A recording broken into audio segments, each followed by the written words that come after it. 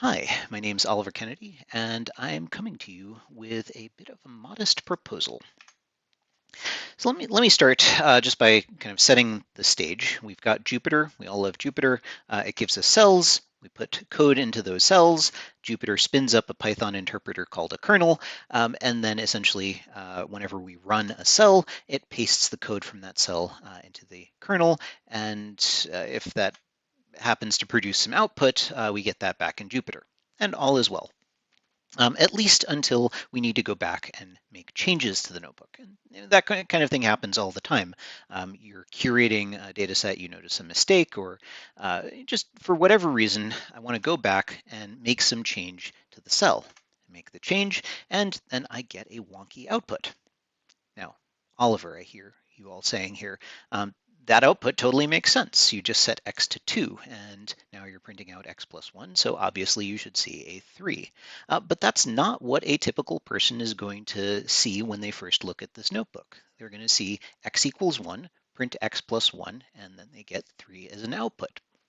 And this gets at this sort of fundamental issue, fundamental challenge in working with Jupyter, because the order in which you mean to show people the notebook differs from the order in which you discovered that notebook, the way you explored to get to the final state of that notebook. There's the order you see it, and then there's this kind of internal state that's hidden that is how you derived the results in that notebook. And this conflict creates a ton of confusion. There's one study that showed about 96% of notebooks on Github just weren't reproducible. And then there's this fantastic and hilarious talk by Joel Grus that points out that this sort of mismatch between execution order and presentation order just creates a ton of confusion, especially for beginners. So what do we do about it?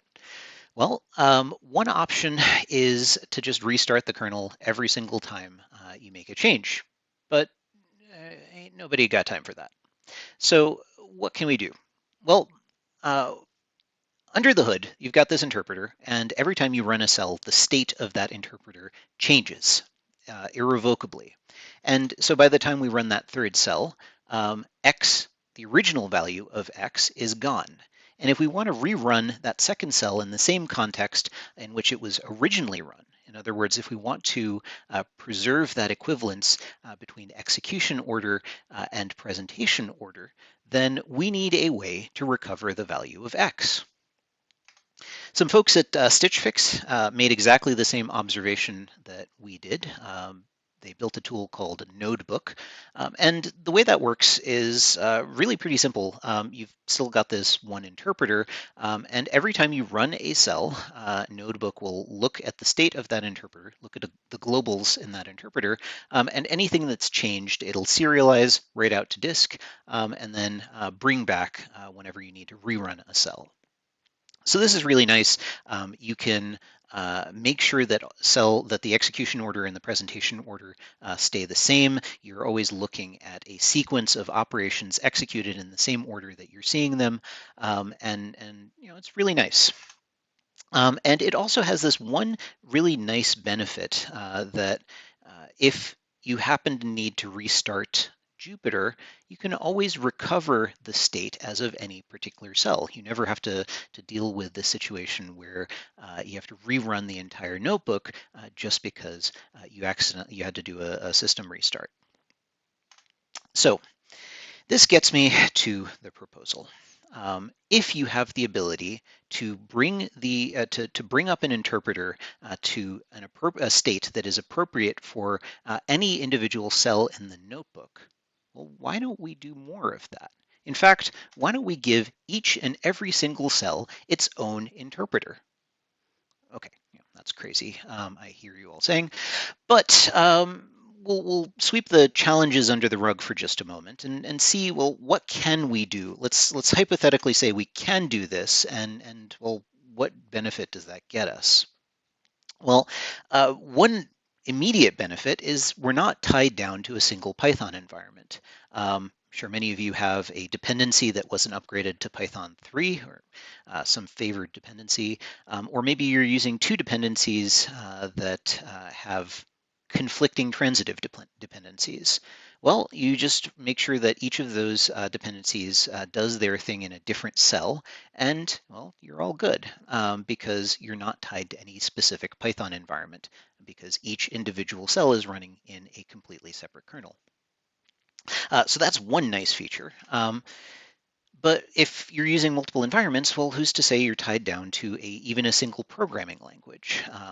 So maybe I want to write some data ingestion code, ETL code in Spark, which I prefer to use Scala for, and then do a little bit of aggregation in SQL, and then do some data viz in Python. Essentially, play to the strengths of each of these languages.